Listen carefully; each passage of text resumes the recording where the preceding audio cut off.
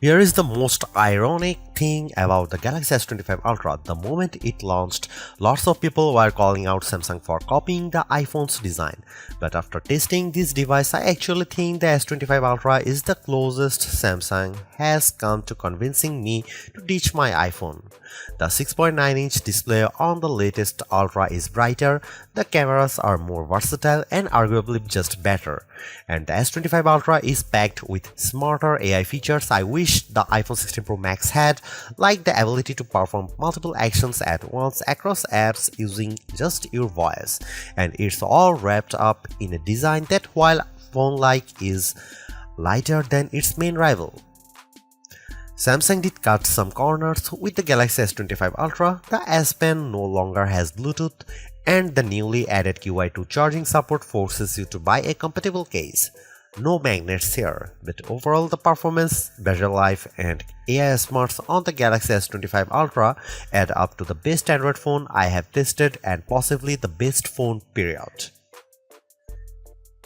The Galaxy S25 Ultra has a release date of February 7 and it still starts at the same yikes-inducing starting price of $1,299 for 256GB of storage. You can upgrade to 512GB for $1,419 or 1TB for $1,659, but while pre-orders are still happening, you can get 512GB for the same price as 256GB and 1TB for usual 512GB price. Samsung is also offering up to $1,200 off, which includes up to $900 in instant trade-in credits and up to $300 in Samsung credits. As they say, haters are gonna hate, but I think some of the criticism around the Galaxy S25 Ultra's design being too iPhone-like is warranted. The sides are flat now, just like the iPhone 16 Pro Max, and the corners are rounded, which means the Samsung digs into your hand less than the Galaxy S24 Ultra. But I actually blame Samsung for not copying the iPhone enough. I am talking about the left and right edges of the design. They are too sharp for my taste and make the phone less comfortable to hold and use. Apple does a better job of beveling these edges so they are smoothed out.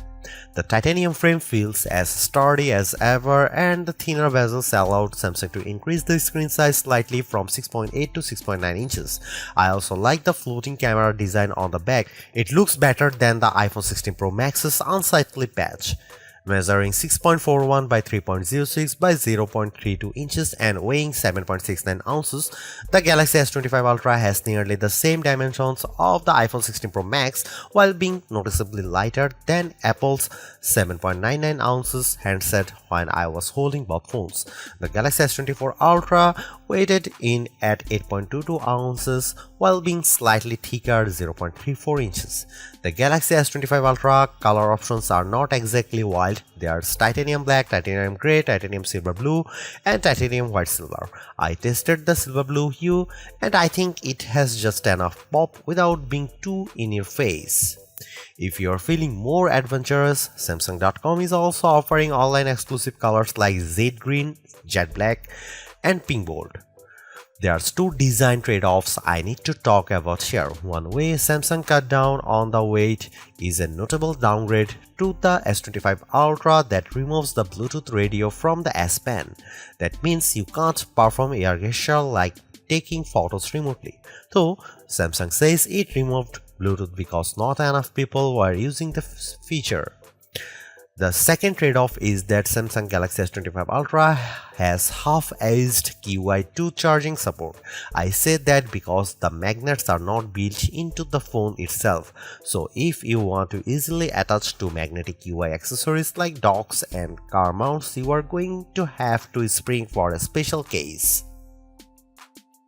The Galaxy S25 Ultra's display is the closest to perfect we have tested yet, and that's saying something because the S24 Ultra was freaking good. The size has grown from 6.8 to 6.9 inches thanks to slimmer bezels, and that makes this an even more immersive canvas for movies, games, and more. While watching the trailer for Superman side by side with its predecessor, the Galaxy S25 Ultra's display was a bit more vivid and brighter than the S24 Ultra when viewed outdoors. I then watched the same trailer on the S25 Ultra and iPhone 16 Pro Max indoors, and I'd say they were neck and neck, with the Samsung doing slightly better in darker scenes like those with stars. In our lab testing, the Galaxy S25 Ultra turned in a max brightness of 1860 nits. That doesn't eclipse the insane score the Google Pixel 9 Pro XL turned in 2469 nits, but it does beat the iPhone 16 Pro Max 1553 nits by a fair margin. The Galaxy S25 Ultra also turned in better scores for color saturation, covering 128.1% of sRGB color gamut and 90.8% of DCI-P3 color space. The iPhone 16 Pro Max hit 114% and 80.9% respectively. Samsung even won out in terms of color accuracy with a Delta E score of 0.24, Apple's flagship scored 0.26. You can get even richer color if you set the Samsung display to vivid mode. The S25 Ultra's screen promises better durability too. Though we have not been able to test it, it's made of Corning Gorilla Armor 2, which is designed to provide better drop protection and better scratch resistance. There is always that one feature that you want to show your family and friends when checking out a new phone, and with the Galaxy S25 Ultra, that's cross-app action. With Google Gemini now deeply integrated into Samsung's flagship, you can accomplish multiple things at once using just your voice. For example, I pressed the side button on the S25 Ultra and said look up the date and time of the Oscars, and I added it to my calendar and then text it to Mike. The phone then looked up the info and I could see it connecting to Google Workplace to make the addition to my calendar. It then sent the text to my brother with the relevant info. That's pretty impressive, and it shows the potential of agentic AI on your phone. I also asked Google Gemini to look up the top 5 rooftop bars near me in New York City and then output the list to Samsung Notes, making sure to include the phone number and address for each one. Within several seconds, I had my list. Cross-app actions work with Samsung's apps, Google's apps, and third-party apps like WhatsApp and Spotify, and I'd certainly like to see this list expand. Another helpful new AI feature is AI Select, a key part of Samsung's One UI 7 software that can look at the content on your screen and provide contextually relevant suggestions. For example, I could easily turn a portion of a YouTube short video into a GIF with a couple of taps. Note that this feature is different from the popular Circle to Search, which gains new powers with Galaxy S25 Ultra.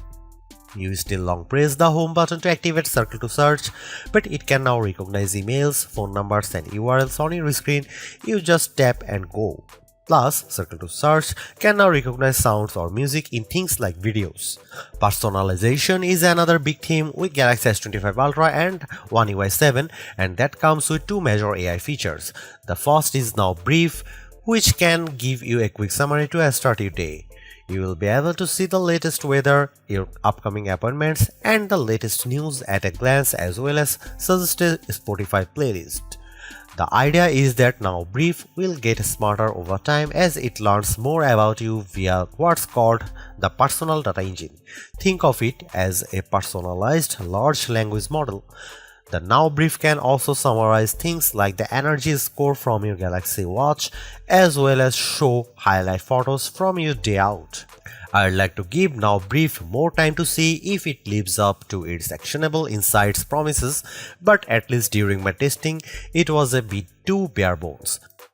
The Now Bar is a hand tool that's designed to give you timely info on your lock screen, from sports scores and reminders to timers and directions. It's very similar to live activities on the iPhone, and I like how you can easily flip between multiple alert boxes on your home screen, which are stacked on top of each other like cards. However, I'd like to see Samsung add more partners such as Uber for seeing your rideshare status at a glance, or DoorDash for your delivery updates. The Galaxy S25 Ultra has lots of other AI powers that are worth trying out. With the help of Google Gemini, I can ask about a video I am watching on YouTube and get quick answers to questions. For example, I asked Gemini to summarize the top 25 AI features announced during Unpacked, and the AI analyzed the video and came back with a list. That's pretty amazing. You can also ask questions about any photos on your screen. I pressed the side button and I asked about a church I saw in San Jose and found out that it's the Cathedral Basilica of San Joseph, which is an example of Romanesque revival architecture. So the S25 Ultra can easily be your tour guide. The Galaxy S25 Ultra doesn't offer much in the way of camera hardware changes. The key upgrade involves the ultra-wide sensor, which gets a boost from 12 megapixel on the S24 Ultra to 50 megapixel. This means better detail in your shots as well as the promise of sharper macro photos. Otherwise, you get the same 200 megapixel main sensor, 50 megapixel 5x telephoto, 10 megapixel 3x telephoto, and 12 megapixel front shooter found on Samsung's previous Ultra model. Here are some camera samples of Samsung Galaxy S25 Ultra.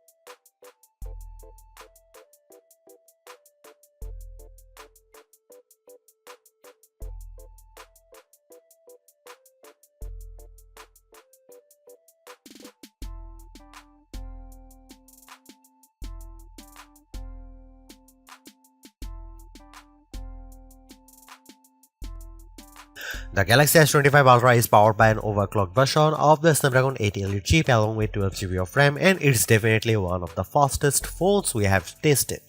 I flipped between over a dozen open apps, constantly dipping in and out of Chrome, Spotify, Photos and more, and the S25 Ultra remained silky smooth under pressure.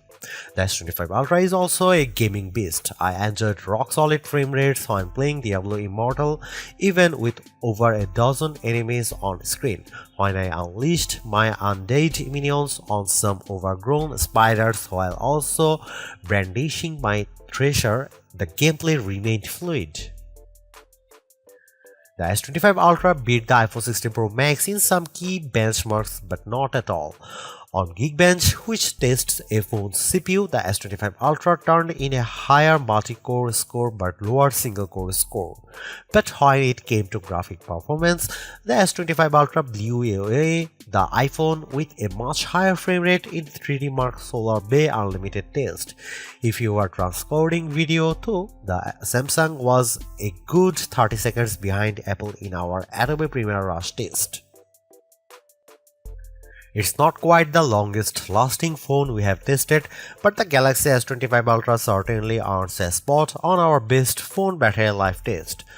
On our battery test, which involves continuous web surfing over 5G at 150 nits of screen brightness, the S25 Ultra's 5000 mAh battery lasted an epic 17 hours and 14 minutes. That's about 30 minutes better than the Galaxy S24 Ultra, but about 20 minutes behind the iPhone 16 Pro Max. However, we enabled the lower power 60Hz screen mode on the S25 Ultra. This handset lasted an even longer 18 hour 35 minutes. The OnePlus 13 is the champ among current flagship as it endured for 19 hours and 45 minutes in auto mode with its 6000 mAh battery. In terms of charging speed, the S25 Ultra remains at 45 watt, which is faster than the iPhone's 30 watt speed but slower than the 80 watt supported by the OnePlus 13. A drained S25 Ultra reached 71% after 30 minutes of charging compared to 55% of the iPhone 16 Pro Max and 92% for the OnePlus. Sure, the Galaxy S25 Ultra is an iterative update, but Samsung has made big improvements where it matters most, including introducing AI features that will save you time and make your life easier.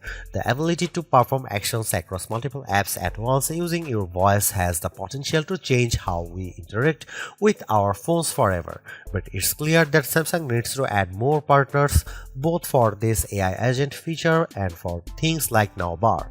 I am less impressed with the Now Brief, and I wish Samsung had included QI2 magnets in the phone itself so you didn't have to buy a case to connect to magnetic accessories.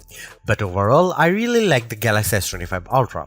Its AI smarts, vivid display, mostly top-notch cameras, super smooth performance, and long battery life add up to a very impressive flagship, so impressive that I am tempted to switch to Android myself. Thanks for watching, see you in the next one.